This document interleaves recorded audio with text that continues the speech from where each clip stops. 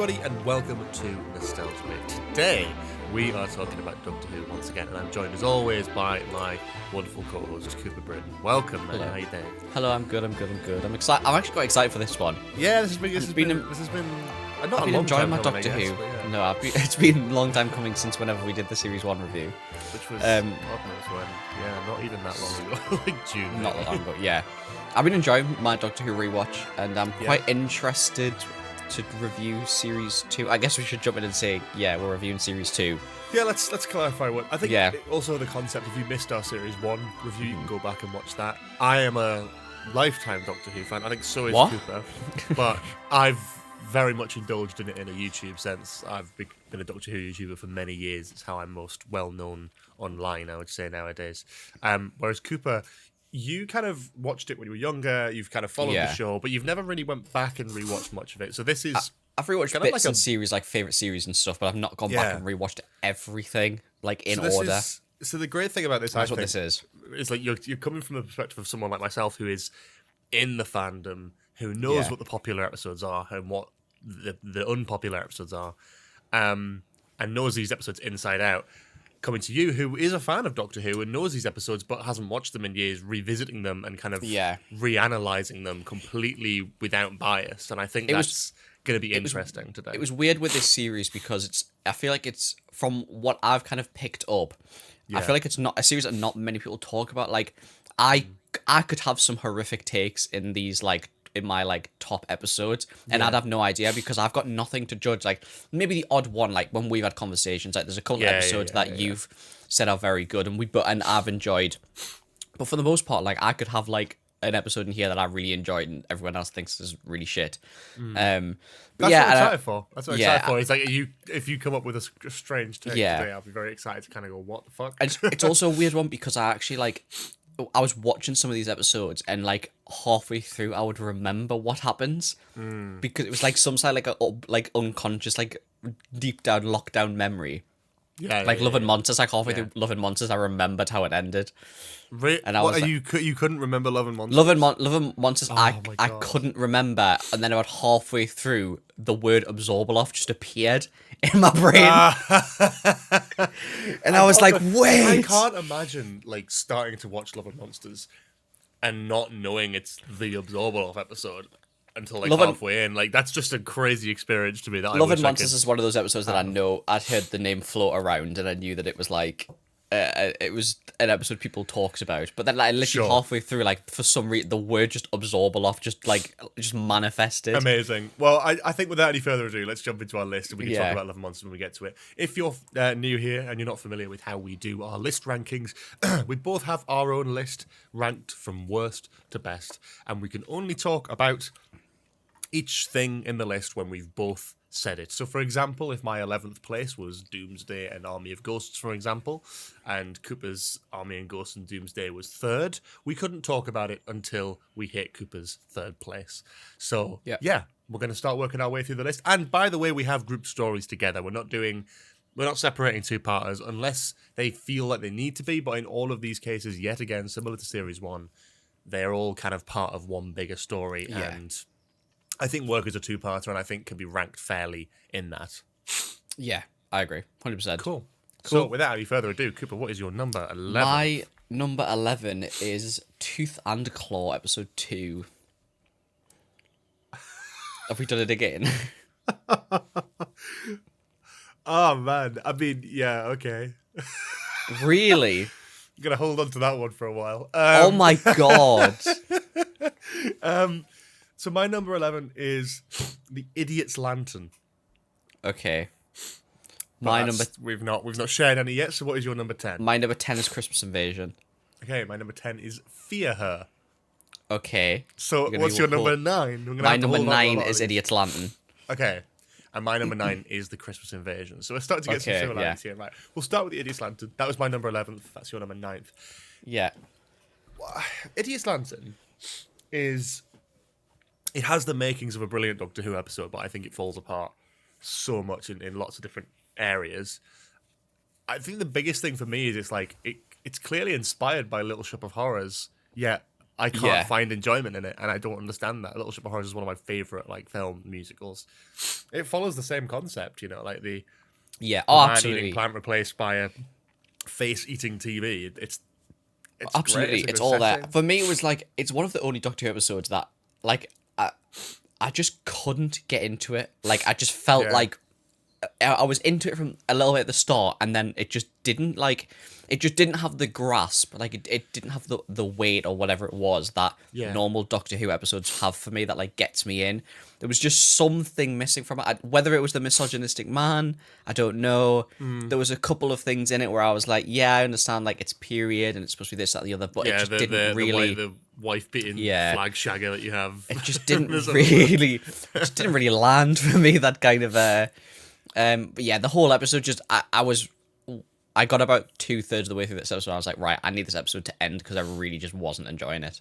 Yeah, I was like, I just need to get it through. It's sort of a good setting and a good idea, but something falls apart. And I don't think that's any coincidence. This is another Mark Gatiss episode. Mark Gatiss had previously written The Unquiet Dead, which I think is one of the weaker episodes of Series 1. He goes on to write. I think Unquiet Dead's better than this, mind. That's valid. I would probably say so as well, yeah. I'd probably rather watch The Unquiet Dead, but it's the same sort of ballpark. I mean, he goes on to write such hits as The Crimson Horror and Sleep No More. So it's like, yeah, he does have a few stinkers in his catalogue, unfortunately, but I do love Mark Gatiss. Yeah, it's okay. It's not got much going for it, though, has it? It's one of those ones that kind of falls apart at the most basic level. Christmas Invasion, that's your... What was that for you? Number 10. Number 10 is my 9th. So, Christmas Invasion, it's fine. I think it's fine. It's just, he's not in it for most of the runtime, and I think when he is, it's great, but it's, I don't know. I still don't feel like they know what this Doctor wants to be yet, and I think it's really interesting going back and watching this now. I agree that. I 100% agree with that. It feels like it's some weird, like, it's a mixture of, I think the writing hasn't found out who he wants to be. I think David Tennant didn't know what Doctor he wanted to be, which is fair enough as a first episode. Like, good concept. I don't hate it. Like, it just doesn't really.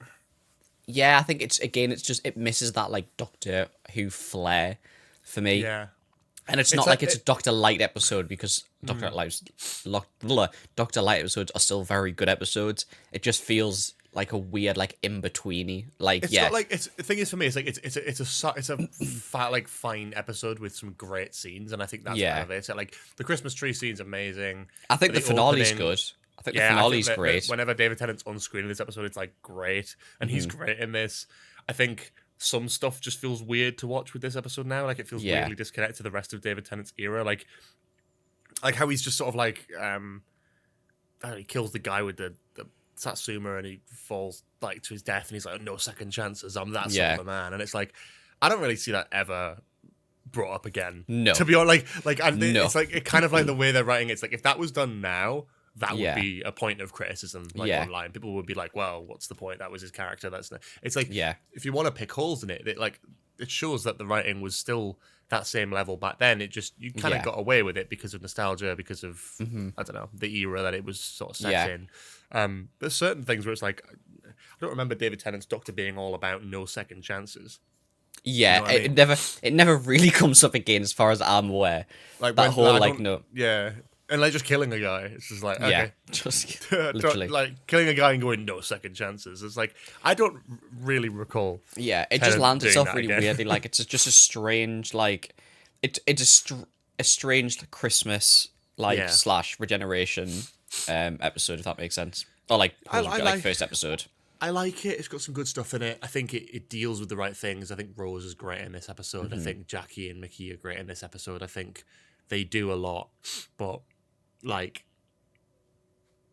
I just I can't put it any higher on this list because there's so many great stories above it. It's tricky.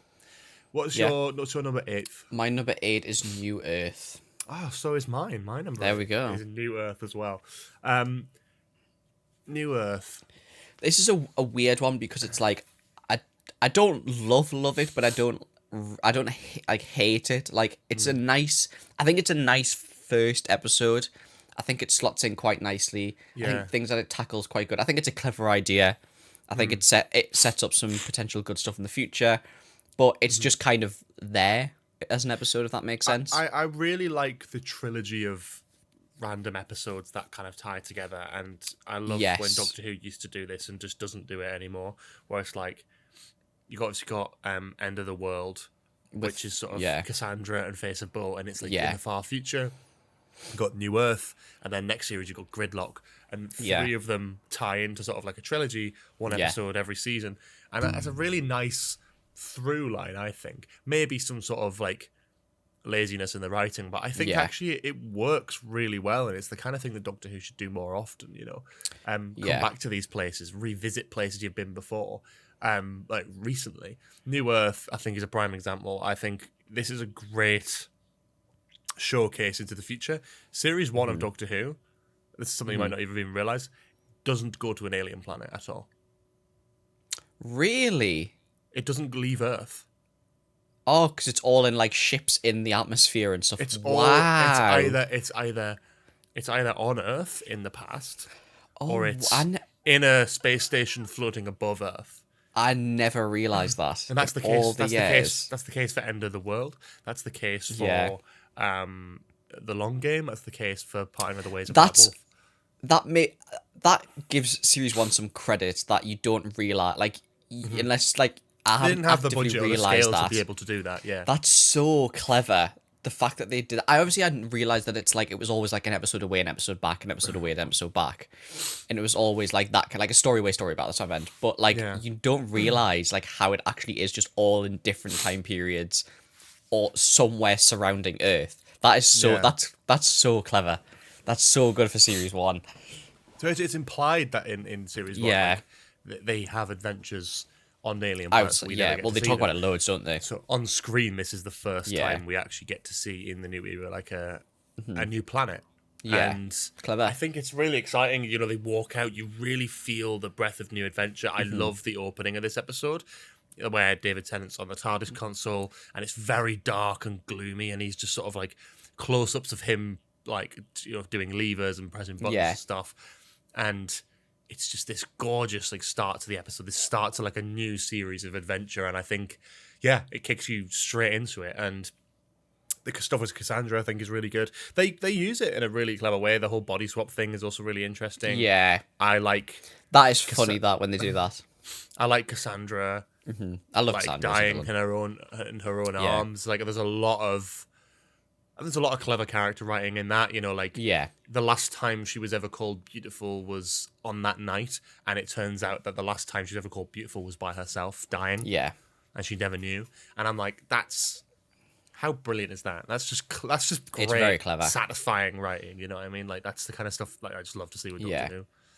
It's a great, that's what I'm saying, it's a great episode. Like, and I think a lot of these episodes, like the episodes, even though the episodes I don't like as much, they all have at least something, like a couple of moments here and there within them, where most of the time it's David Tennant or Rose really shining through the episode, and that's kind of what the takeaway is for me with this series. I'm going to be honest, this series, when I finished it, I was like, I don't know how much I enjoyed this season. And then looking back, I'm like, all of these are bangers. Like, I just forgot.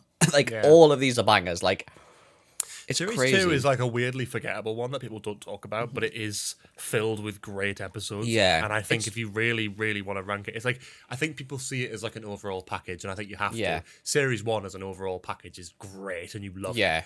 But Series 2 as an overall package is sort of mixed, but when you actually look at the episodes, there's not many bad ones. There's only a couple that sort of fall apart. I think it has a nice overarching story as well. Like, the first series is like basically like all running up to the Bad Wolf stuff. This one feels like it's very much like setting up all the Torchwood stuff. Like it's leaning into a plot arc, but without it taking over. I think this one feels like it has the most adventure. You know, there's only a couple of episodes yet again that aren't set on Earth. But I do quite like that. It's only New Earth and Impossible Planet Satan Pit. Oh, and Girl in the Fireplace, I guess, is in deep space, isn't it? Yeah. But everything else is on Earth. But like, I think you're starting to lean more into that. You get a lot more of that with Series 3, so. Yeah, I'm looking forward to Series 3. Anyway, my next number 7 is Impossible Planet and Satan Pit. Ooh, okay. So that's interesting. I also find it interesting that you've not mentioned like Fear Her yet. Give me number 7, George. Come on. My number 7 is Rise of Cybermen and Age of Steel. Fair. My number 6 is Fear Her. Okay. My number 6 is Love and Monsters. I saw Fear Her, right? I saw episode 11. It's crazy that Fear Her is halfway through your list. And this is where I talk about bias, right? Because that's like famously the bad episode of the series. I saw Fear Her, and I saw bad episode, right? I saw its positioning. I was like, yep. Do you know what? I think that this episode is 100% the throwaway episode. I enjoyed this episode so much in this series. Like, genuinely, like, I'm not even, like, bullshitting really? here. Like, genuinely, like, I don't know what it was. I think it was it, man. I think it was I think David Tennant's on fucking point in this episode, and I think Rose's as well. I think they're both on point. I think the concept's clever. I like the idea of the girl being able to draw this stuff and they either come to life or they get stolen away. I also like that it's all done basically in one location. It's all done in one street the whole episode. Yeah. It also ties very nicely in like the Olympic stuff with the torch and stuff. And I also think it's got how does that feel as well? Watching that now is like it's really weird because obviously it was made in 2006, so this was actually based in the future. It's weird. I was thinking this when I was watching it. I found it really bizarre because I knew straight away. I was like, "This is 100%," and it was quite accurate, quite surprisingly. Obviously, not the stadium and when he puts the torch in and stuff. But like, David Tennant wasn't really there, was he? So didn't Matt Smith do it though? I'm pretty sure he did. I'm sure Matt Smith carried the torch though. I'm sure. Yeah, Matt Smith. I was thinking this when I was watching it as well. Yeah, I think he did. Yeah, he did. Yeah, but overall, like, I think you can say like it's the dud episode because it's definitely the one it's that episode where they don't have much budget left. They've spent it all on Love and Monsters and Army Ghosts and all that kind of stuff. Like, and they just need essentially like a filler episode. But I think as a filler episode, I think it's very good. I think the concept's on point. I think the acting's good in it. I think the whole like family. I understand like it's probably a bit controversial in sides with like the whole dad situation and all that kind of stuff. But at the end of the day, it has quite a nice resolution with the mother and her daughter kind of fighting off this guy, fighting off this demon that he's been sent to hell and stuff like that. And overall, it's just a nice episode.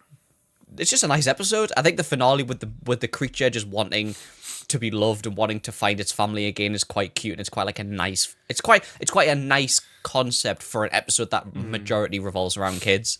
It's very much like it's like the power of love, and I just it's okay. I think for me as well, I think the setting is too similar to that of like Idiot's Lantern, and I think they're both poor episodes. But I think like having very, very close together at the same back end of the series, having two episodes that are set in an English street around family drama, around that's like fair. An alien taking over. It's like I enjoyed this very so different episodes, much more but than it's Idiot's just like Lantern, though. Yeah, all Idiot's Lantern I think is probably the weakest episode for me as well. But I don't know. Fear Her for me, the only redeeming factor is it has some comedic value that I enjoy. Kel from the Council is iconic as fuck. Like, I think he's great. Like, I like Rose having some autonomy. You know, having to like sort of work out the problem herself when the Doctor gets trapped. The stuff with the Olympics is a nice backdrop as well. I like episodes that are. There's very few episodes that are like this, where it's like, especially from New Who, where it's like set. It's actually a future crossover.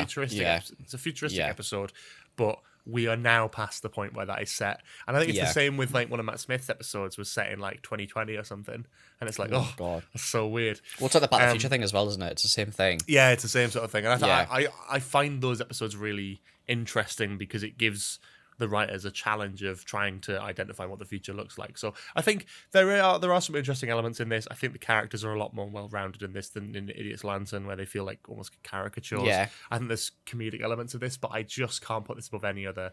Yeah, it's still 10th for me easily. I think the girl who plays like the main whatever like creature thing, I think she plays it so well. Like for being a kid, like that's quite a strenuous role to put on a kid, and she plays it very well, like the kind of dark, like twisted kind of kid side of it. She plays it incredible. So It's well done. It's very early 2000s BBC, though, isn't it? Oh, absolutely. But Like, then you have to feels like take. it could be like a Sarah Jane Adventures episode. As Oh, well. It's absolutely. It is so. That too. Yeah, it's probably one of the reasons why I enjoy it. It's so Sarah Jane Adventure coded. It's colourful. It's cheesy. It's like I don't hate it, but it is probably one of the weakest episodes of this series easily. So I'm which is why. But that's also to do with has a very special long bias as well. Exactly. With Doctor Who fandom is like I'm just deeply ingrained to think that this episode is crap anyway, whether I've seen it recently or not. Whereas I think it's great to sort of see you rewatching it and going, actually, this is sick for me. And if you just watch it, like Doctor Who is one of those things where it's like you kind of have to take yourself back to being like a kid to watch these because it is sometimes, and this is one of those episodes where you kind of get to watch it feeling like a kid. You don't watch it. You don't watch it to take it as like it is going to win Oscars and BAFTAs. Like you take it, it's two silly people traveling through a silly universe in a silly blue box, fighting silly aliens. Yeah, and that's just what the episode is. And again, like I think the Sarah Jane Adventure thing that you said perfectly like encapsulates it. It's so Sarah Jane coded. Yeah, but I enjoy that for it. Fair. Yeah, that's valid. Number 5. My number 5 is School Reunion. Mental. What? My number 5 is The Impossible Planet and Satan Pit. So we can talk about that. Because where was that for you? 6? Number 7. 7. Okay, so it's 5th for me. I really do like this two-parter. I really do. It's not. I don't know why. Everyone seems to love it though, and I think that puts me off it. Like I really like it, but I'm almost like it's not my favorite. I knew that I had an inkling that this episode was quite popular when I was going into it. I want to keep it a buck 50. This two-part is too long. It shouldn't. I do. You know, you're probably right. Actually, it almost needs to be like an episode and a half. At the end, absolutely. At the end of Impossible Planet, I was like, where the fuck do they go here for another 45-minute episode?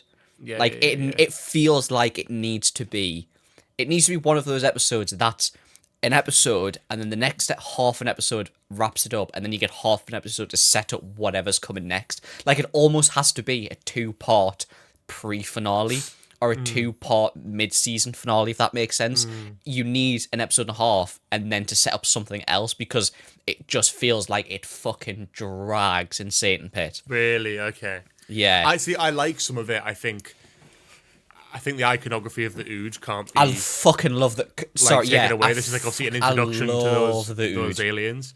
I think doing like slave aliens is really interesting. Yeah. I like the Doctor's morality of wanting to save the Ood. Yeah. You don't get that very often when it's like the monsters, the big scary monsters, but they're not. It's not their fault, you know. Do you want to know a funny story about the Ood? Go on. So when I was a kid and I used to be subscribed to the Doctor Who magazine, there was one issue that came out and it was about the Ood. Hang on. Do you mean the Doctor Who magazine or do you mean Doctor Who Adventures? I don't know. Whatever it was when I was the kids one, yeah. Okay, Doctor Who Adventures. Whatever what it was. There was a volume about the Ood. And I remember it was like there was like a cutout thing in it where you could like create the mask, and then it was like how to create your own like whatever the ball thing's called out of tinfoil and string and stuff. And I made it, and genuinely I have no idea what age I was. I was young. For an entire day, I wore the Ood mask and 19, walked around 20? And. Yeah, this was yesterday. For an entire day when I was a kid, we were going out in public, going to see like my auntie and uncle at a caravan site and stuff. I walked around with the Ood mask on and only spoke like the Ood, like only spoke when I picked the ball up and held it. That's iconic as fuck, man. Honestly, like that's actually really funny.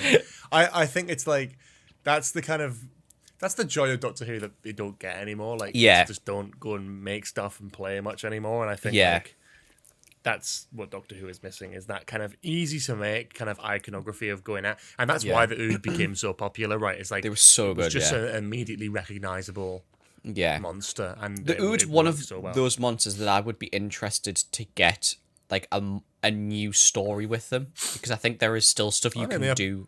They appeared very briefly in Jodie's era, right? Like, they appeared very briefly, but they're one of the creatures where like them and the, do you know what, them and the Silence, I would be interested to do something together, because I for some reason always like kind of put them together, like they not get the same vibe off, but like their Just design balls. their design for me always seemed like quite similar, and I was always interested to see if there was some sort of connection. Like it'd be so interesting to see if you can like to almost like connect them, like to do a story where you find out that the Ood or the Silence or whatever. Like I feel like there's all Jeez, that's crazy, but I like it. Yeah. like there's some sort of like evolutionary line thing where some sort of interference, the Ood eventually like became the Silence or whatever, or the other way around. I just always found that so interesting. I think the Ood again, like they appear quite a lot in the Tennant era, or at least a couple of times, and I think it'd be interesting to get something later down the line with them again, and have like a proper story with them.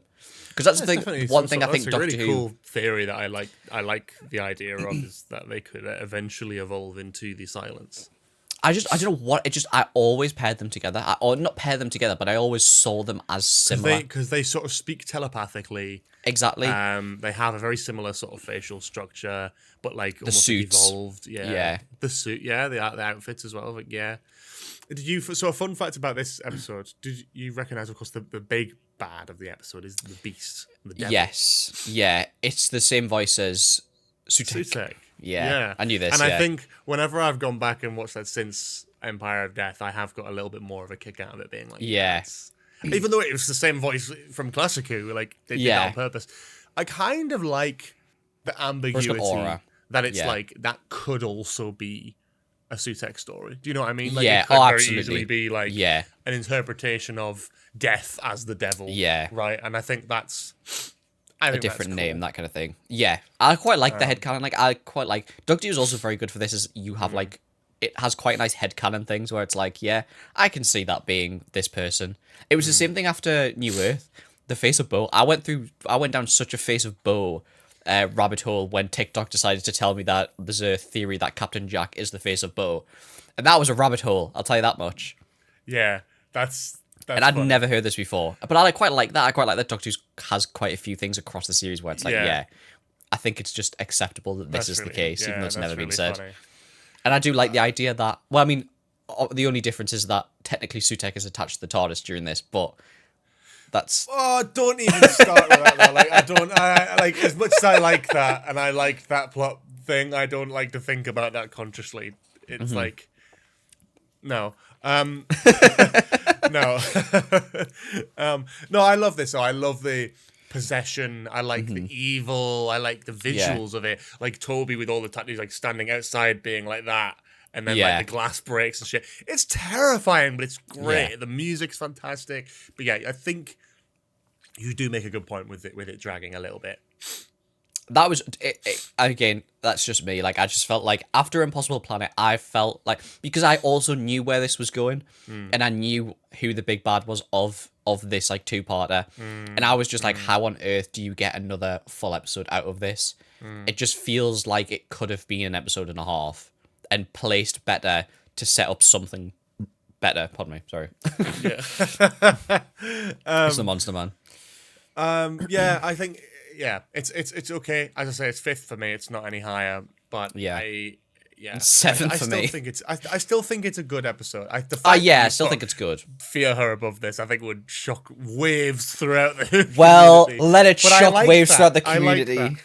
Yeah, because then people will be like, God, you've got to go and check Blind out this Nostalgia biased. episode. Jesus Christ. Blind bias, that's what it is. That's what I'm saying. Like, this series, and this is a thing with a lot of the Tennant stuff. I watched the series 1, I had on box set. I watched it so many times when I was a kid. David Tennant stuff, just a very flitting episodes that I remember from when I was a kid. That's so odd, though. Do you know what I mean? Like, it's very rare to have someone, especially of our like generation, who watched loads of Eccleston, but this is the thing, Matt though. Smith, but not as very much Tennant. I 'Cause, still like, was a massive Tennant. Like, I had all the Doctor Who toys when I was a kid. All my Doctor Who toys are from the Tennant era. Yeah. They were the black Dalek. They were the bronze style Daleks. I had, oh my god, what's his name? The Emperor Dalek when he's in the human form with the suit. I had that as a figure. I had the laser screwdriver. I also just love. Sorry, this is just a thing of like, I cannot wait I don't do know a series 3 one with you, because there's so many things you said in this episode where I'm like, you've like, it's so sweet because you've remembered certain things, but completely this is what it is. This like is where I it's remember, but I'm so excited for you to revisit. I that have. It means that you don't remember it, and I love that. have so many. Like I have memories of just random bits from random that I can't place though. It's like I know I remember John Sims Master. I loved John Sims Master as a kid, but I can't for the fucking life of me remember like the main parts of his story, bar like clips that I've seen online. Like it's so bizarre, and like I don't fully remember that Emperor Dalek thing or whatever it is, whether it's Dav. I cannot for the life of me. But I had all the figures as I was a kid, like. Blink, I don't remember properly. I've got like little memories in my head of Blink. I would love whether you do it yourself or whether we do it on an episode or something like that. I would love to see your reaction to Utopia when you get to it. This is the name that I keep hearing is Utopia. The fact that I don't remember. This is the thing though. That's what I'm saying. I know that's why it's gonna fucking hit hard. That's why I want to see a reaction to it. Yeah. We'll talk about that. That's definitely something we could think. This is why I think it's so good. Like it's so nice to be this blind as a Doctor Who fan, I'm like I'm relishing in this because I feel it's like like you're a new lease enjoying of it, but life. also Yeah, it is. It's like I'm getting to watch it through your eyes, so I like watching reaction videos of this stuff. It's the same thing. But Utopia, I keep hearing Utopia. I keep hearing that name. It's good. It's good shit. It's like a Doctor Who drug. It's amazing. If I ever want to fall back in love with the show, I could just eat that shit up like fucking smack up, just in my veins, man. Fourth place. My fourth place is Love and Monsters. Okay. My fourth place is Army of Ghosts and Doomsday. Fair. That's fair. Love and Monsters. That was my sixth place. Yeah. You know what? Like, this episode isn't bad. People I love this episode. Meme it. It's actually like I don't want to be one of these people w's like, oh yeah, this unpopular episode is actually really good. You're all just stupid, but it's like it actually is a really good. I mean, it's funny as fuck. It's cheesy as fuck. Yeah, but it's like so it's so funny, and it hits all the right character beats. Though I think it's a really good story. I think it's. I love that Russell wrote a story based on Doctor Who fans of the time, obsessive Doctor Who fans, who are fucking nuts and just want to, like, they have to constantly find out. That still rings true now. You've got people who are like looking for when Doctor Who's filming and stalking the sets and stuff like that, going to like trying to get any photos they can and all that sort of thing and make it about them. It's like that's exactly what Linda are doing in this episode, and I think I don't know. I think there's a charm to that. I think it's a bit daft and a bit stupid, but I like the sentiment. I love the stuff with Jackie as well. Yeah, again, it's like it's a nice switch your brain off Doctor Who episode. That's funny. It's a very much a Doctor Light episode, and I'm quite surprised that I put a Doctor Light episode is this high up. Like it just works so well. Like I think the casting's genius. I think you put this fourth is crazy. Actually, yeah. Myrtle in a Doctor Who episode is wild from Harry Potter. Like I just think it's just, and I like again it's cheesy. Like I like that it kind of is almost like a parallel. I think it plays well into Runaway Bride as well because it shows the people who are aware and. At the start, when it shows all the flashbacks to like all the stuff that's happened to London, I love that. And then you get to Runaway Bride, and Donna's like, "Oh, I wasn't there. Oh, I must have been asleep. Oh, I was on holiday." It's all that kind of stuff, and it's a very much a wholesome episode. The ending is fucking batshit crazy when he has the girl in the pavement, and they make a slight sex comment. About that he has an active love life. It's one of those moments. I actually think like people joke with this. I think that's one of like that scene at the end of the episode is one of the most sinister things I've ever seen in Doctor Who. Like it really is. I mean, like it's not just that light. It's like picking up the pavement slab and her face is embedded into it. I mean, what kind of life is that first of all? But then going, you know, we've even got a bit of a love life as he looks dead into the camera, into the audience's eyes, and then. I'm so glad it's the end of the episode. And then zooms in the camera so you can't actually see her or hear her anymore. Oh, yeah, that's true. I didn't think about that. And then he just stares at the camera and he's just like, the world is so much bigger, so much scarier, so much madder. But I like... so much better. I like that it's that's found terrifying. footage style, yeah. I hate that.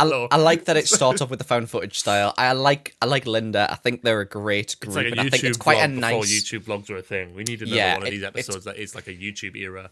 It's quite a nice like.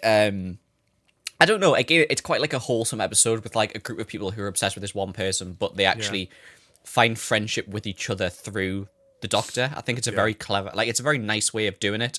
And the whole episode, it's stupid. The Absorbaloff looks funny as fuck and stupid as fuck, but it's such a great episode. Can I just take offence with the fact that Peter Kay puts on a posh southern accent when he looks like a human, and then a northern accent when he's a big fat green alien.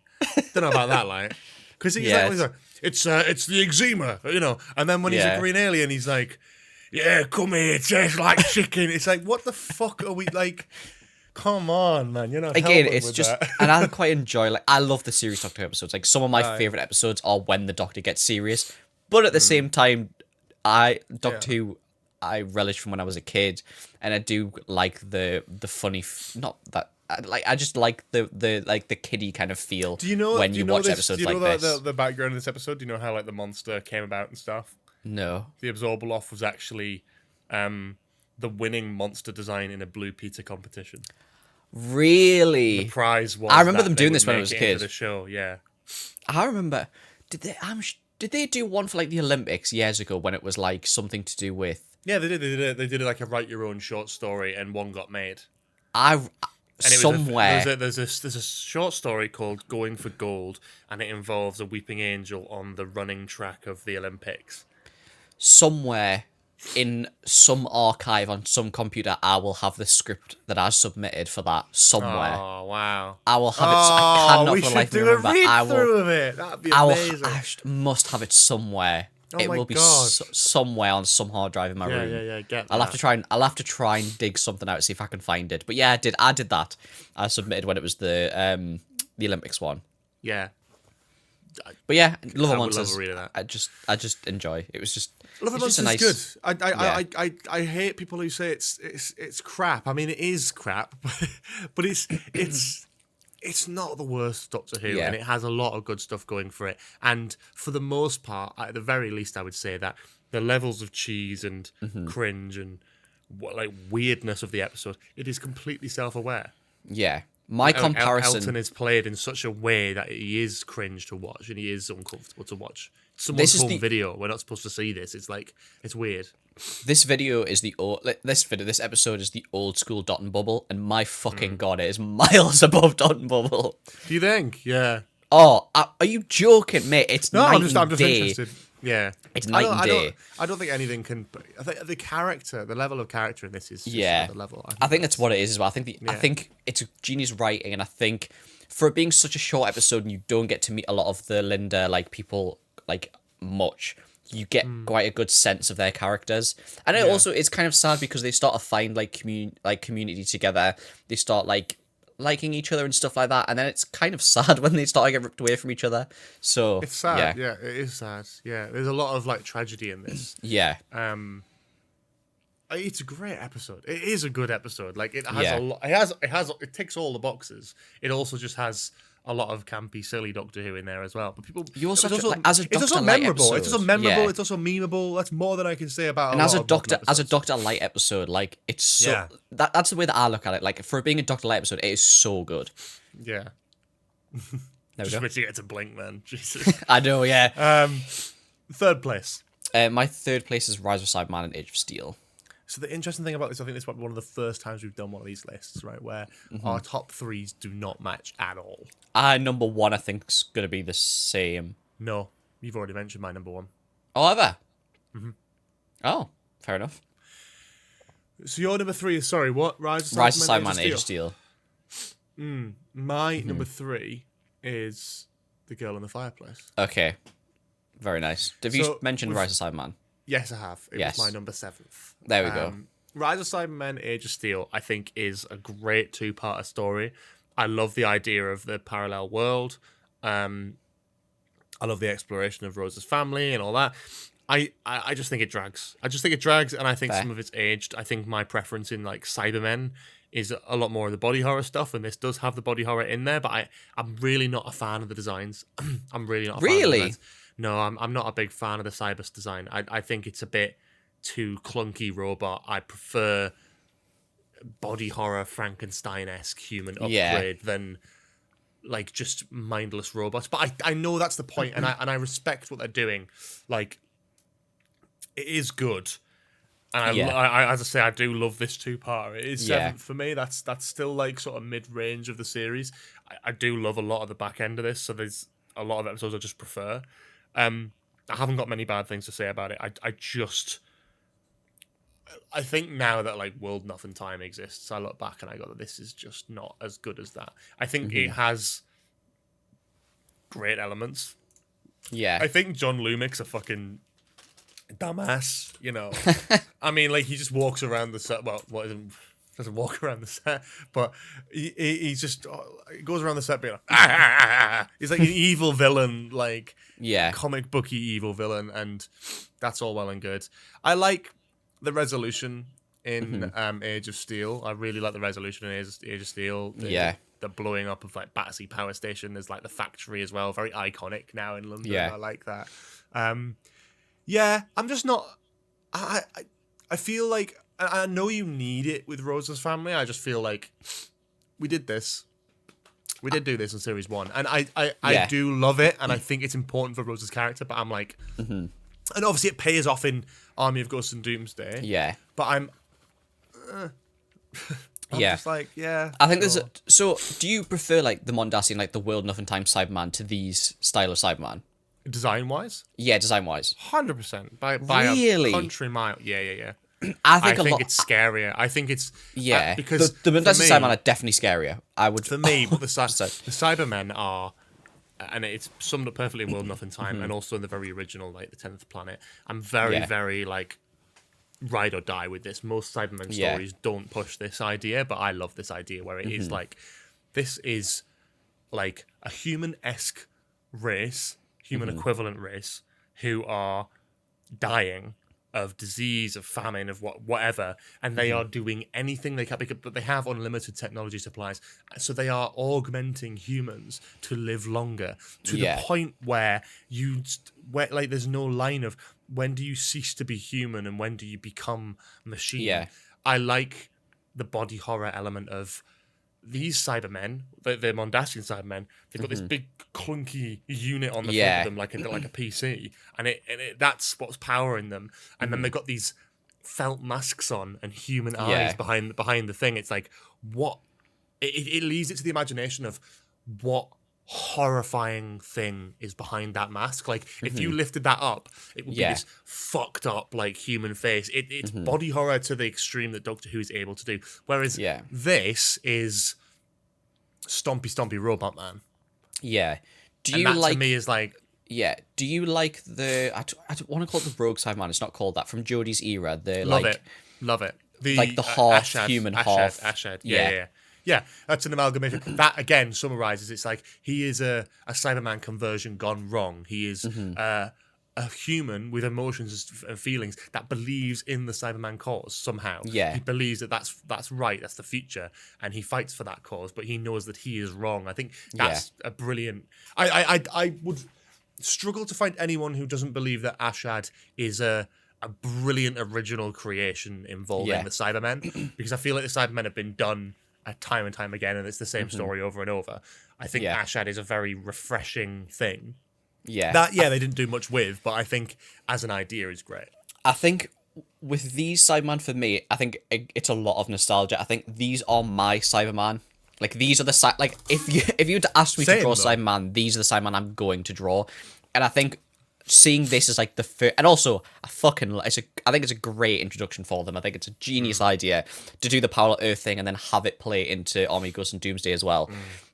I think it's just genius, and I think it does play a lot like when I was a kid going to conventions, Doctor Who conventions, Centre for Life, all that kind of stuff. Like, these were always the Cyberman on display.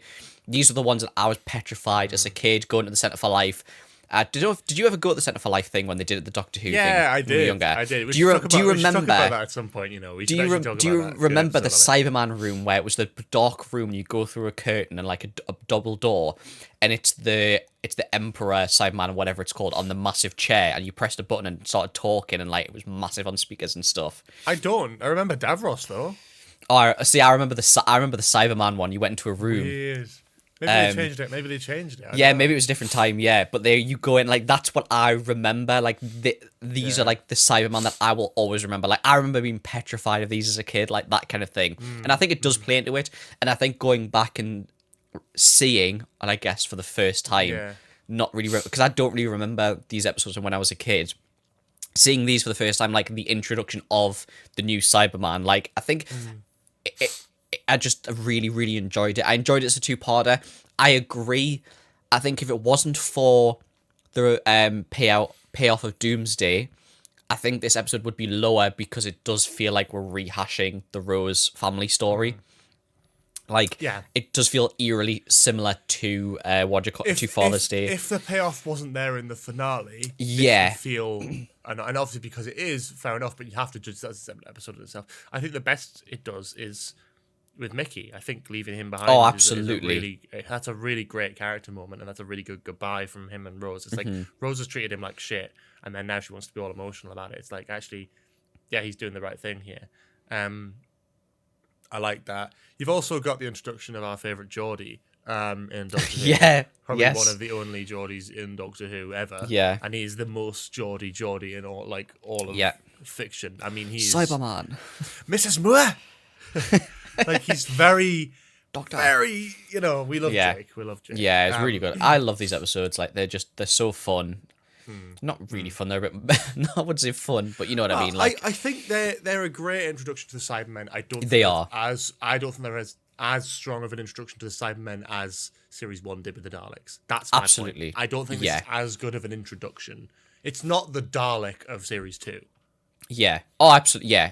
Yeah. Right? Absolutely. So that's my issue with it. It doesn't have the same aura that it doesn't have the same aura that Daleks had to Parting of the Ways and Bad Wolf. Like that's kind of the same thing. It's introduction and then they're in the finale, but it doesn't have the same like.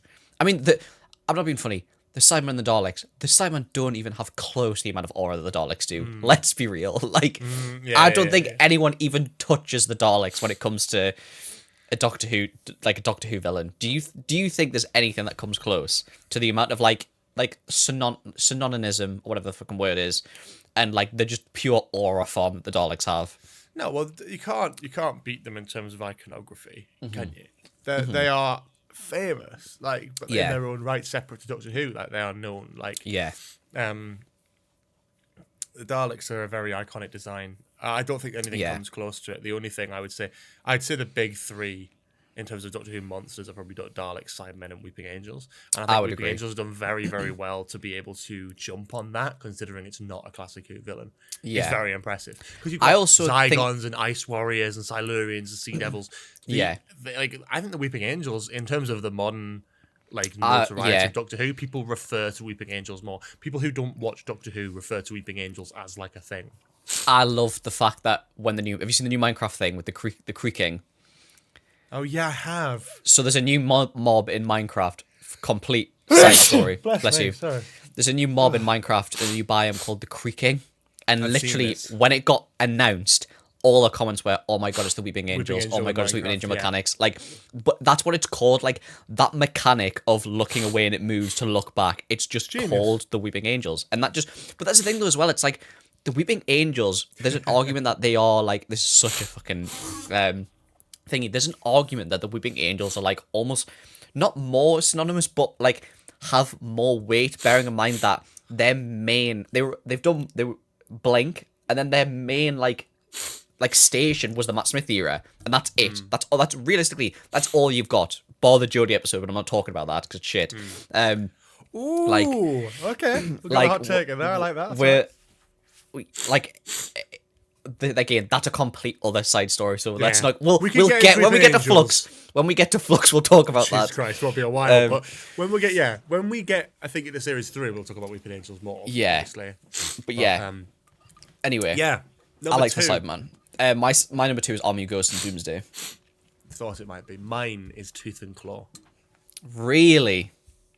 I'm interested to see what... I'm fascinated to see what you saw in this, because I would probably change this around. I think I'd probably put Tooth and... This is the thing. You can't. No. Yeah. Okay. I'll be honest. This episode didn't really enjoy. It just. I don't know. It just didn't have it didn't have the grab that I felt like it should have had. Like, yeah, I think the cult stuff was cool.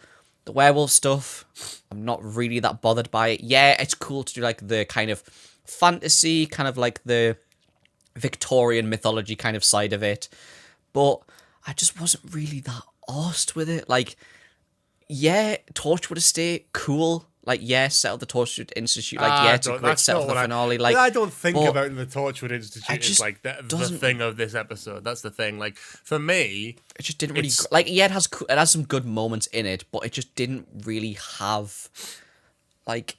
Yeah, like I don't know what it was. This is like a classic Doctor Who story. I mean, really, I am blinded by like Doctor Who nostalgia. I think it's underrated. I think people don't talk about it anywhere near enough. I think maybe it is definitely a bit of nostalgia, because I love this episode. I was also watching this episode when my little brother was born, so I've got a lot of like I remember it like very clearly. I was also terrified. Son, your brother's been born. No, stop! He's just gonna get to the good bit. I was rewatching it as well, and I was still pissed off. I knew what was happening. I just wanted to finish the episode. No, this is a good bit.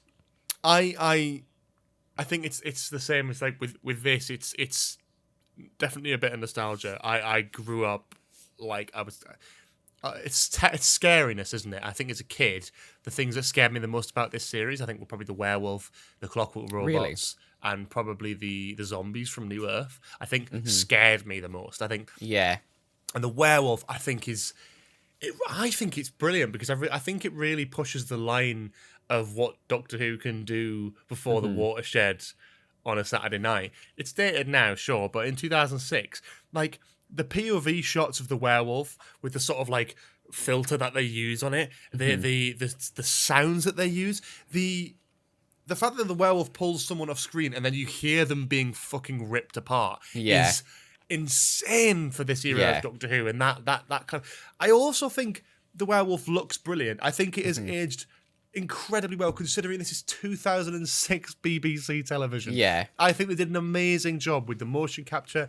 I love the story. I think the cult stuff is brilliant. I think the stuff with Queen Victoria is brilliant. I don't really think about the Torchwood thing, but I love the whole thing of this house has been...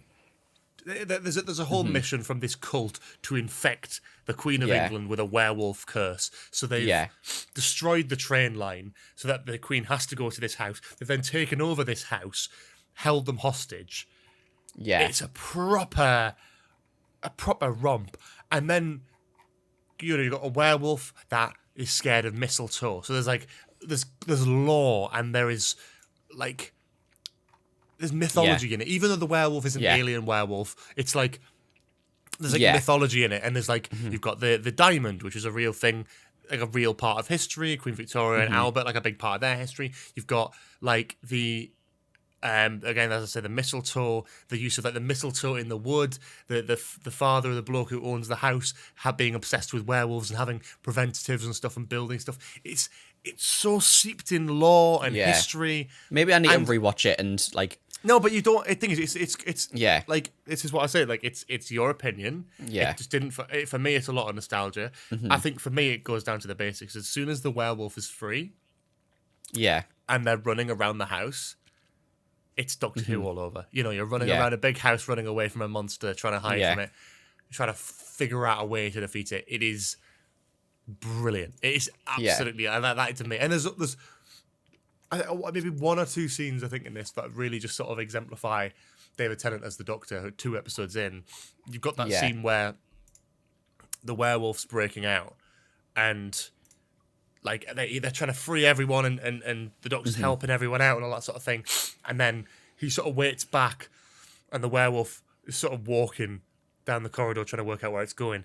And he just sort of makes eye contact with it, and he just grins, and I'm like, that is the fucking Doctor, man.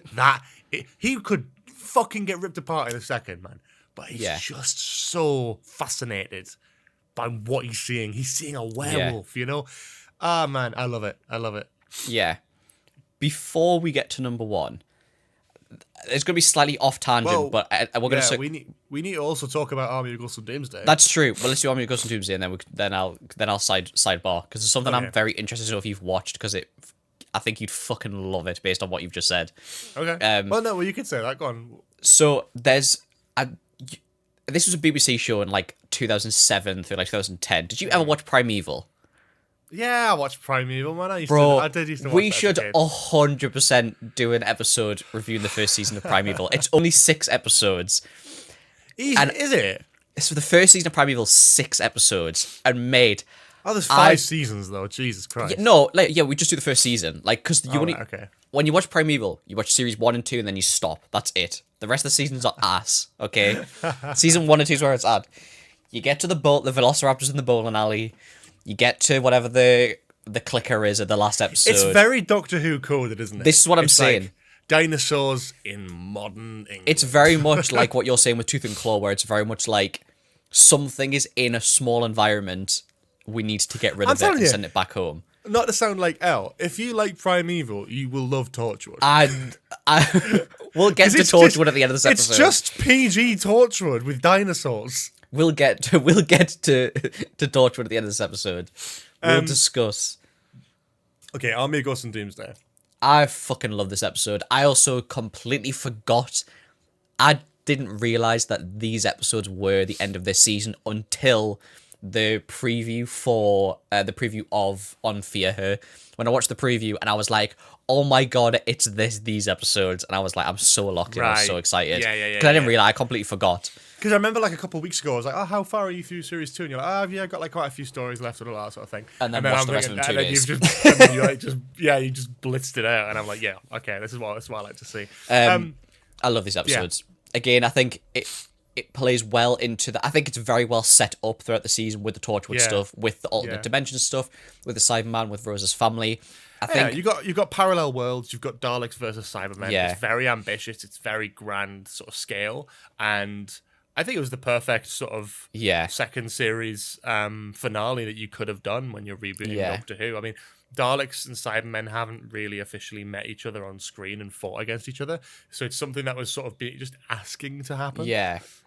Also, I love the Black Dalek design. It's so sleek and so nice. Sec. Yeah, Dalek Sec. Yeah. We love Dalek Sec. Was it the Cult of Skaro, is that what it's called? The Cult of Skaro, these mad experimental 4 Daleks that escape from the Time War to go and work on these strange experimental things, right? Which I think they lean into a lot more in Series 3, but it's you've got like the Genesis arc, the Time Lord science and the prison of the Daleks and stuff. I think I think this has got a lot going for it. Like, everyone knows that these stories are good. I don't think I need to really explain why these are great. This is 4th for me, by the way. I absolutely love them. I think they are like, it's just fundamental Doctor Who. I think the music's fantastic. I think the stakes are fantastic. I think there's so many things going on, but they somehow make it work. You will never beat, for me, that cliffhanger as a kid, watching the Daleks come out of that sphere. And it still hits. It still hits, man. Because they go through the whole episode and they're going, the ghosts, Cybermen, the parallel worlds, all this sort of thing. They really lean into it. They show you the Cybermen quite early on. They get the Cybermen hyped up. It's like, okay, they've come through. And then the Doctor's like, so what, like, what is the sphere? Like, then they go, oh, the sphere's not ours. And then the music, the Dalek theme, as now known, ramps up, and then you just get like this build up of the spheres up, and then it opens and Daleks come out. It's like, oh fuck, like shit's going to get real. Can you imagine someone's reaction to this, not knowing that the Daleks were in this episode? Like, it must be euphoric. I remember it as a kid. I was like, holy shit, this is like the best thing. Not knowing that the Daleks were in this episode and thinking it was just a Cyberman story. Well, you're just watching along and being like, okay, Cybermen, parallel world, it makes sense. We're doing that again, and then the Daleks appear. As a kid, that was the most exciting thing. Like, Daleks versus Cybermen. There's like, I remember this is when I started buying Doctor Who magazine, Doctor Who Adventures, I should say. Yeah. There's like one poster which I just remember so well when I think of this episode, and I'll try and pull it up now quickly. It's so good. This episode's so good. Like it just has everything. Yeah, I've got it. It has the tension and the stakes. It has great villains. Amazing. It's amazing. Perfectly ties the rest of the series up. You got this poster of like Canary Wharf, and it's all just red and on fire, and you got the Cybermen, you got the Daleks. It's a fantastic poster. Oh yeah, no, on everything like back in the early 2000s. That's such an early 2000s poster. I love it. You can just it is, isn't it? Just filled with slight inaccuracies in it as well. It's just, it is. They are great. Yeah. It's a great two-parter. What do you think of Rose's finale? Of how it closes out Rose's story? It's so I think it's the only way they could go without killing her off. She got to a bit of I think she got to a bit of a Clara point where it's like, I can imagine she's too ingrained with the Doctor. She needs to go. She's either going to die or she's going to be forced away. And I think that's I think it works really well. I think that goodbye on Bad Wolf Bay is absolutely fantastic. Yeah. Like, you can't. It's iconic. This is the thing. It's like, I don't think Doctor Who has done many things since this where it's to this scale of like they've made it work. This wasn't even Doctor Who at its peak in British TV culture, but it was still massive at the time. Like, people still talk about the Doctor and Rose's goodbye on the beach. You know, the tragedy of it. The writing is excellent. I know, give Russell T Davies's credit where due. Like, this is excellent writing, and you know, her being like, you know, I love you, and he just about to say it. He's got his sense to say it, and it just, you know, oh man, it's great. It's really, really great. And I have to say, the balls to have Donna introduced in the end of this. I know she's not the companion for the next season, but to have she could have been balls, you know what I mean? To have the balls to have a potential companion introduced, like, just as Rose has disappeared. If they did that nowadays, I can imagine the fucking anarchy that would happen. I honestly don't think it would. I think it's. Do you not think to have a companion at Rose's level, to have like a Rose, like an S tier companion, like to like almost just shut her out and straight away pull someone in? Do you know what it is? It's the regeneration effect. Balls to do it. It is. It's the regeneration effect. It's like you're emotional saying goodbye to a long-standing character, and then someone brand new's there, and you're like, I don't care who the fuck is this. But then it's important. The reason it works is because then you can go directly into the Christmas special, which you'll rewatch and realize that it's an all-timer Doctor Who episode. I've seen the Christmas. I've watched the Christmas special. The Runaway Bride. Yeah, Runaway Bride. Yeah, I've watched it. It's one of the best episodes. It's so good. Sure. It's so good. And I think like a lot of the underlying themes of the Doctor is like he's just in the adventure, and then he takes a moment, and you're like, oh, he's still feeling it, and I think that's really good.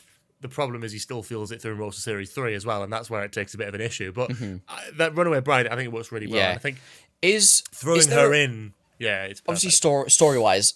Is there like a non-story reason why Donna wasn't the Series 3 companion? Or was it always written? I think it was always written to be a one-off. I think it was, because it's sort of like I don't think they'd cast a new companion yet, maybe. And I assume that Martha Bean. We haven't even talked about Martha Bean in Omni Ghosts. Yeah, I don't know if you remember that actually is directly addressed in Martha's first episode. Isn't she like a cousin or something like that? It's the same. It's the same thing as they did with Wolf or something. What's her name from the newest season? It's the same situation. It's like a distant relative from the future and stuff like that. And it works. And it works perfectly well. It's like a throwaway line. It does the trick. Yeah. With Donna, Catherine Tate was a very up and coming, very kind of known comedy presence on British TV at that point. So I think it was very much like, at least as far as I'm aware, I think it was like, here's a one-off Christmas special where the Doctor and Donna, in the same way that like Kylie Minogue was the companion for the next Christmas special. Yeah. It's like, it's the same thing. It's a one-off Christmas companion. And then it was received so well that it was kind of like, what if we pitch this and see what happens? It works. So I think like, but then, I don't even think it's that. I think then there was behind-the-scenes issues with Series 4. I think Martha was intended to stay on but didn't, and I think there was a few things that they wanted to move around scheduling wise, and they were like, fuck it, let's try and bring Donna back, and she was down. But I think originally it would have been a new companion. I think actually if you look at some of the early scripts for Series 4, it's likely it actually was a new companion. I love that. True. I feel like every Doctor has like their companion, like when you picture them, like they have their companion. Like obviously 1 it's Rose, I think 2 I think Eccleston it's Rose. I think Tennant is Donna, definitely. I think Smith is obviously what's her name, Amy. Clara for thingy. Capaldi. Yeah, I quite like 13. Yeah. Yaz for 13. Yeah. Yeah. And then Donna and Tennant again. Donna and Tennant again, and then yeah. Yeah, but cool. yeah, they're great. It's a great two-part. I like Omni Ghost and Doomsday. They're great two-parters. Like we know they're brilliant, and it's like there's no denying that they're excellent episodes of Doctor Who. Have we had a Dalek Sandman story since? Or was that the only one? We've had episodes with them both in. But Yeah. We haven't had them fight against each other now. Yeah. Damn. I think we should again. I think fuck it, let's do it again. It'll work.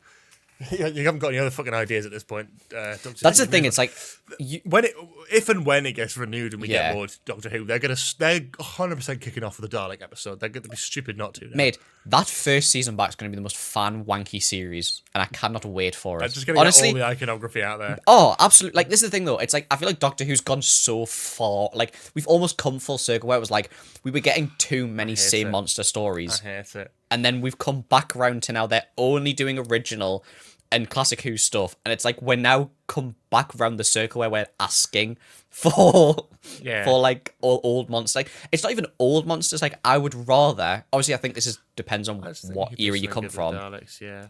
I would rather have like this era monsters, like because classic Who, yeah, it's cool, but it doesn't really hit the same for me. Like I would like to see an Ood story again. I want to see a Dalek story again. I want to see. This is how nostalgia. I know you works, don't like the Cybermen. Exactly. Yeah, this is exactly what it is. No, the only reason I don't want to see the Cybermen is because we've had them too many times. Loads. If they're going to do a Cyberman story, it should be mid-season. I don't think it should be the finale. No. I mean, you really think about this is what I'm talking about in terms of fatigue of like big monsters, right? You go like Daleks were like the big bad of the end of series 1, big bad end of series 2, big bad at the end of mid series 3, big bad at the end of series 4, right? Yeah. They had a two-parter. I remember the end of series 4 in every series of Tennant's era. Then they appeared at the beginning of series 5. Yeah. Only very briefly at the end of series 6 as a cameo. Series 7 had a full episode, but ended up being the big bad of Matt's final story, kind of. It was a Dalek threat, right? They get 2 episodes in Matt's. Two episodes plus like Day of the Doctor, Time of the Doctor. Yeah, but they have presence. Yeah, yeah, because there's obviously the one with the new design. There's the one with when Clara's in the Dalek. Yeah, that's it. Yeah, that's wow. And then Capaldi, you get into the Dalek, which is excellent. You get the two-parter with Davros at the beginning of series 9. Yeah. You get the random cameo they have in one of his episodes in series 10. That's that, and then Jodie, you get like.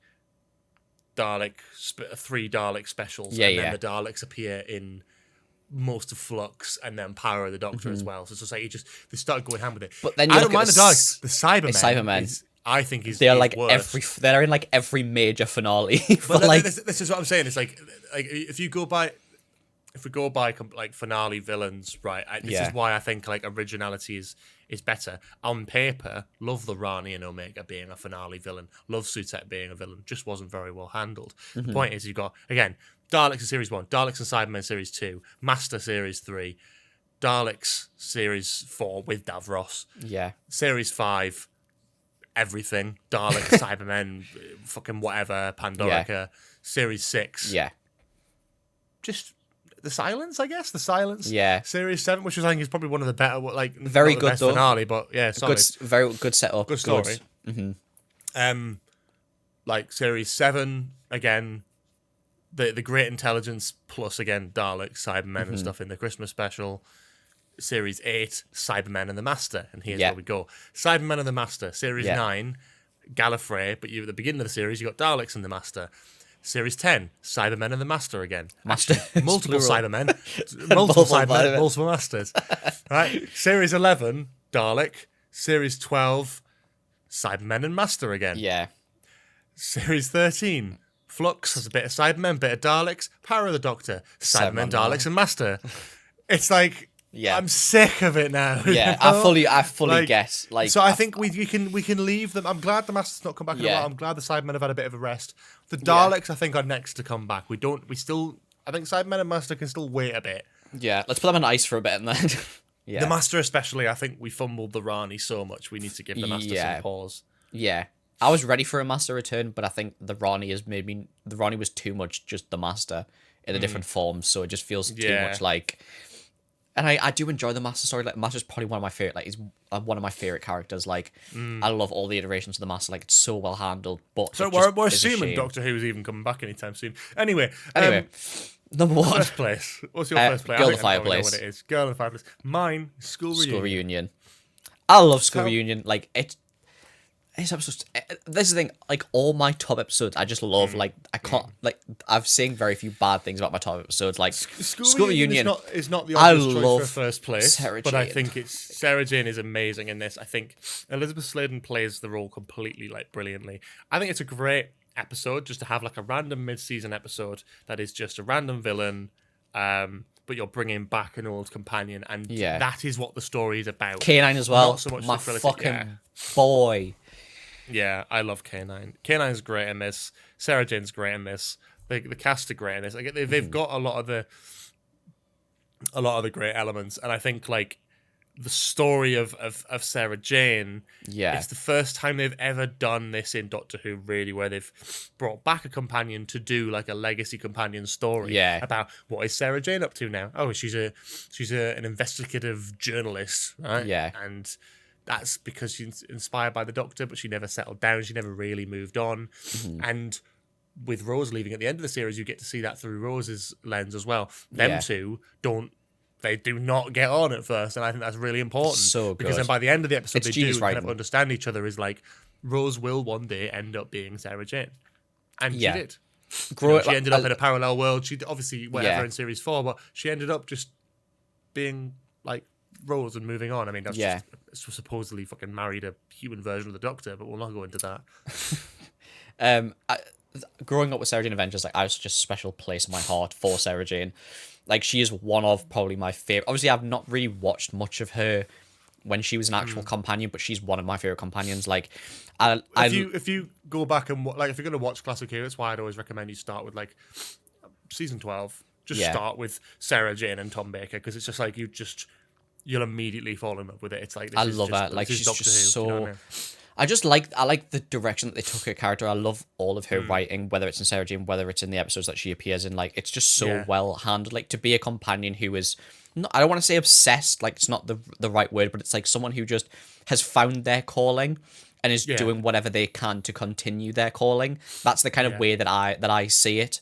Like, a lot of the companions, they travel and then they'll go off and live the rest of their life. Whereas with her calling was... It's the same with Rose. Exactly what you're saying. It's the same with Rose. Their call was to travel. Their call was to help with these intergalactic threats and stuff. And that's why Sarah Jane Adventures works so well. Why she always works so well. To have K9 as well brought into it. It's so clever. On top of that, I mean, obviously the fantastic scene where she discovers the TARDIS is amazing. Yeah. The like, almost like the shock in her face, and then turns around and David Tennant stood there.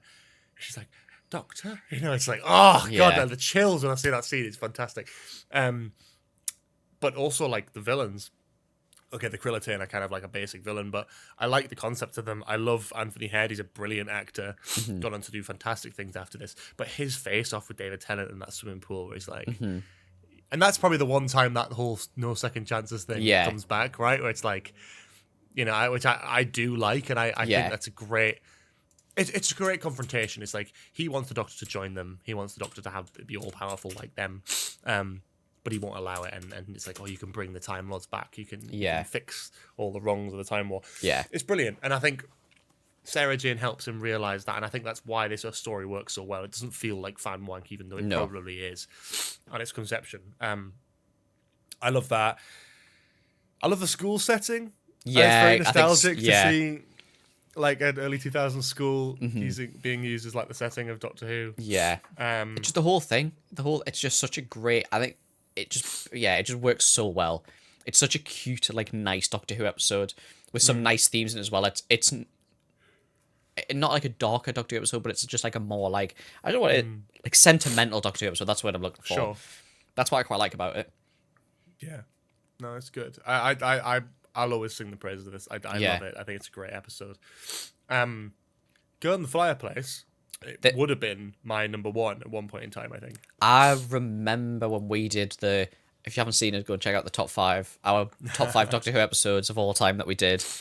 I'm pretty sure this was very high up for you. This episode was in my top 5 because when we did that episode, I started rewatching and got up to about, I think it was about Age of Steel I got up to, and then obviously I've gone back and restarted. And this episode is so good. Like, yeah, it's so... I think this episode is the episode where you go, okay, like, this is David Tennant's Doctor. Like, the way that he prevents himself in this episode, and the ending of it when he's a big goofy and he's been drinking wine and stuff, like, that whole thing is like... 100%. I would... The thing that has knocked it down for me in recent times, I think, is kind of rewatching it and with a new lens and going, this isn't really the Doctor, though. Like, I know that sounds crazy, but it's... The romantic stuff... Fair. That's fair. I just think it feels... Do you not feel like it feels a bit odd and out of place when, like, he's just getting off, snogging... That's fair. Like, randomly. Because we've not seen that in Who before, and I know it leans a little bit more into that, but it feels quite out of place, and it's like... Yeah. Okay, you can't... Like, it feels, especially coming just before school reunion, where he tells Rose, like, I can't fix myself to anyone. That's fair, yeah. Like, I can't settle down with anyone. I couldn't watch you, like, grow old and die and all that sort of thing. Yet in the episode before, he's snogging and having a life with Madame de Pompadour. Even offering her to come on the TARDIS with him is just like, what are we doing? There is a lot of stuff I feel like with, like, it's a recurring... To be fair, I think it's possibly a recurring error with Tennant's Doctor that he should never have said that to Rose, because even in, like, Day of the Doctor, the whole thing is that he's been getting off with Queen Elizabeth. Like, there's a recurring theme that he is this kind of, like, playboy Doctor. It's mentioned at the end of Time as well. He sort of implies that Good Queen Bess, her nickname is no longer and then moves on, but the nickname we all know is the Virgin Queen. He's just implying that he's fucked the Virgin Queen. There's a lot of, like, and I think, I don't know. He says that in Day of the Doctor, doesn't he? I'm pretty sure he goes so much for the Virgin Queen. Nice one, Doctor. Something like that, yeah. Because it's like the whole joke is like, Matt's like, oh yeah, whatever you get up to in the private regeneration, do your own thing. He's been getting off with Queen Elizabeth and stuff. It just feels like the romantic stuff is like, sometimes, I think the only time I've ever enjoyed a sort of romantic subplot with the Doctor is River Song. The only time I've ever been able to see that work is River Song. An elitist, right? No one else. Only River. The Doctor and River are timeless. Doctor gets off with anyone else. No. Bad Doctor. Only River and any one River equivalent. To be fair, this is before River, so yeah. Technically, but what I'm saying no, I know is, what like, you mean. Yeah, it's like someone else who is also a time traveler and has wider knowledge of the universe and wider understanding. It needs to be meaningful. Not someone. This is the thing. Is like, I'm going into the technicalities of it. I'm providing a different reading of this episode, which is not obviously what the writers intended at all. But I'm looking at it from a perspective of, you're going to someone who is based in history, who is a historical figure, and you're wowing them with knowledge of the future and, you know, all this. It feels like grooming a little bit. It's that whole... Whereas, like, when it's like River Song, it's like someone who travels in time. It's someone who... It's that whole... It's that whole thing of, it's like, I wish to live forever. Or do you really? Well, you're going to see all of your friends and family die. Like, it's that kind of thing. It's like, that's what the Doctor... That's the way that I see the Doctor. It's like, it's not an immortal being who will outlive a lot of people. The only people who we could really fall in love with are other time travelers who also will live an extended life, that kind of thing, or have the potential to travel through time and kind of mess up their time stream and stuff like that. That's the way that I look at it. But yeah, I do understand that it's kind of like the grooming side, and that's also, I think, part of like the Rose story as well, like the whole like kind of like love situation with it. Like I prefer the Doctor being like not involved with the companion, like it's just like good friends.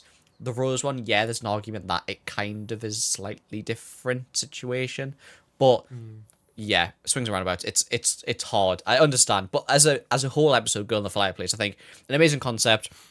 I think the clockwork robots are incredible. I think the whole like going through episode going through the time periods, like I think it's really well done. But as I said, and I think Mickey's good in this episode as well. I think Rose is great in this episode. Third place for me. Like it's not like low. Yeah. Like, it just knocked down from first for me because I'm like, well, For me, I see Tooth and Claw and School Reunion as this like big nostalgic romp that I love, whereas Girl in the Fireplace is a little bit like, I used to like it a lot more.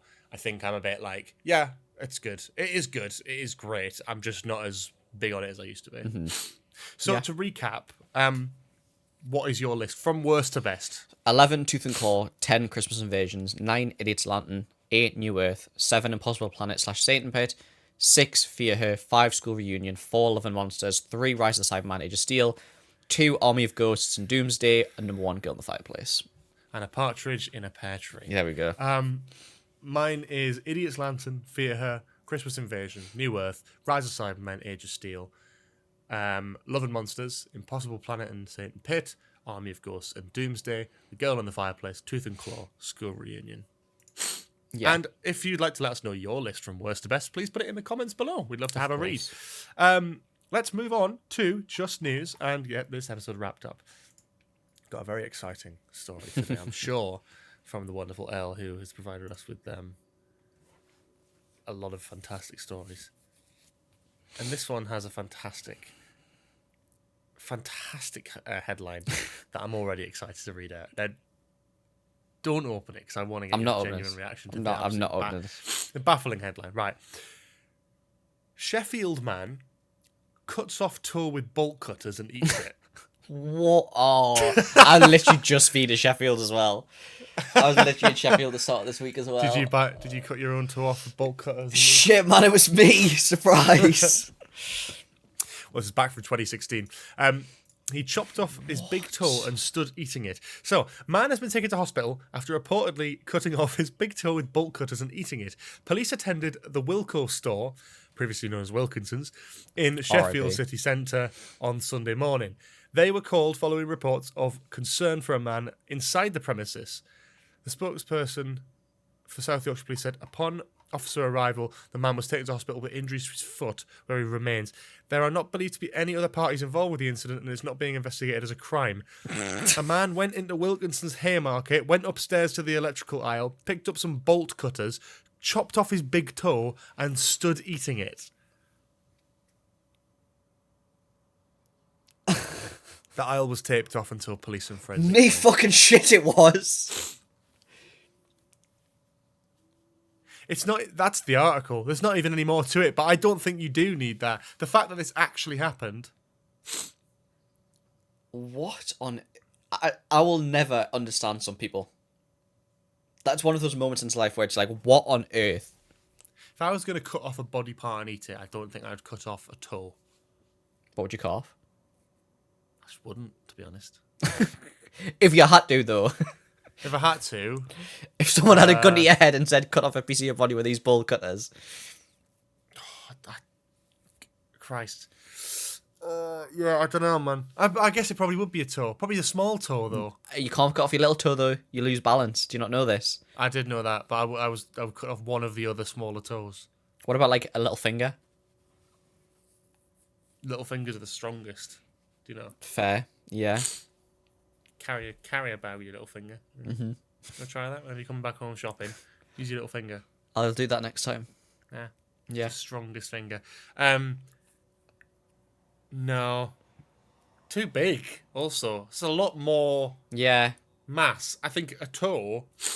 Cut off like a middle toe. Middle toe. I also, like, there's no context to this. There is actually no reasoning at all as to why this man did this. I love that they contacted Wilco for a comment and they just didn't respond. Yeah, we contacted Wilco, but they haven't responded to our emails. I just don't... It's like... I think we should leave it there. I don't reckon they started putting, like, tags on their bolt cutters and stuff? Also, why the fuck are Wilco selling bolt cutters? Who was going to Wilkinson's to buy bolt cutters? I don't know, man. I used to go to Wilkinson to buy my toilet roll and, like, kitchen roll and, like, cleaning stuff. Yeah. Not bolt cutters. Yeah, same playing field. No? Yeah, of course. Yeah. Just like DIY and kind of. Well, I guess you can. Stuff. I guess you can cut off your little toe and then buy the cleaning stuff to wash your clothes afterwards and to sterilize the wound. Why did he stand there eating it? Fuck knows. Anyway, one of life's many mysteries. No, there's nothing else to it. He might be dead. One of life's many He might be mysteries. dead. Oh, God. I'm trying to see if there's any more about this. I don't think there is. Nah, they're all tiny articles. Ridiculous. Anyway, thank you so much for No watching. other parties. I love it's like there are no other parties involved. Well, no fucking shit.